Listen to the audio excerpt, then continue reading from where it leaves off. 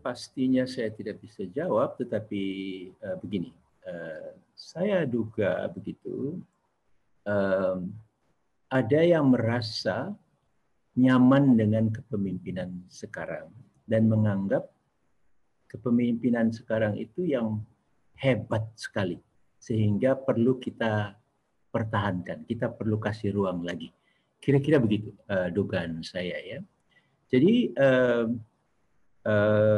keinginan memperpanjang itu umumnya memang dikaitkan dengan siapa yang memerintah pada saat ini. Jadi ingin sekali diberikan kesempatan lebih banyak lagi untuk bisa berbakti, katakanlah gitu, membangun negeri ini, mensejahterakan bangsa ini, kira-kira begitu. Nah, walaupun dalam banyak praktek banyak hal di balik itu sebetulnya. Jadi tidak selalu saja agenda itu. Jadi sebetulnya ada agenda lain yang kepentingan politik kelompok itu saja sebetulnya yang ingin diupayakan gitu. Nah, jadi saya kira ini perlu kita telaah lebih jauh, kita waspadai lebih jauh gitu ya. Karena secara umum menurut saya kita sudah paham betul manusia ini ada batasnya begitu ya.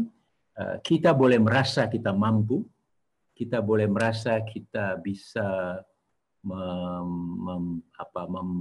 menggunakan waktu lebih banyak untuk berbakti kepada bangsa ini, atau kalau ini datang dari para pihak yang memang satu kubu atau pendukung misalnya, bahwa pemimpin yang kita punya ini hebat sekali, maka marilah kita gunakan kesempatan ini gitu ya untuk betul-betul bisa dapatkan manfaatnya, bahwa mereka akan memajukan negeri ini, kira-kira begitu.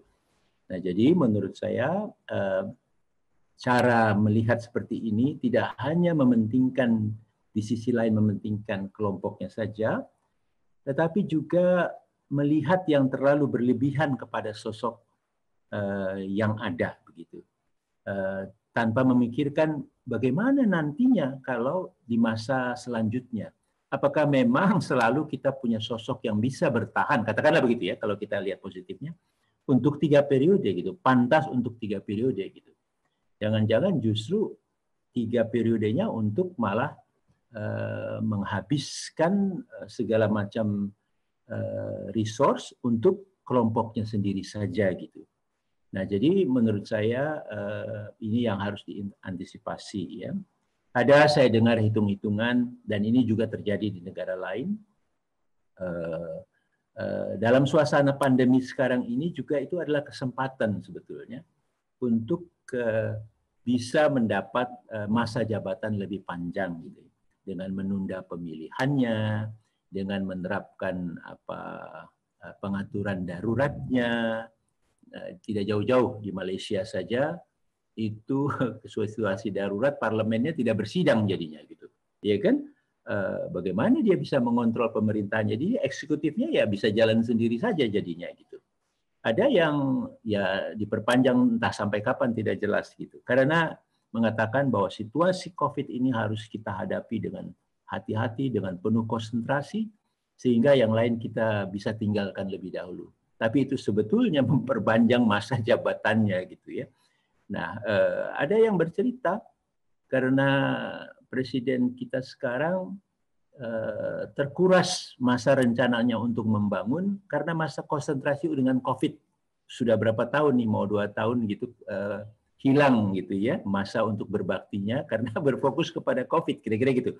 Jadi ya rencana apa yang ingin dilakukannya itu tidak cukup waktunya, maka perlu diperpanjang gitu. Ada pemikiran seperti itu saya dengar gitu. Nah, jadi saya kira tidak bisa kita, menurut saya tidak tepat kalau kita mau menata sistem itu berangkat atau fokus kepada sistem pemerintahan yang ada sekarang gitu. Kita harus memikirkan juga selanjutnya akan seperti apa. Nah, jadi sebetulnya itulah juga yang dipertimbangkan kenapa konstitusi kita dirubah ke 2 periode saja, dan itu untuk siapapun yang memimpin nantinya gitu.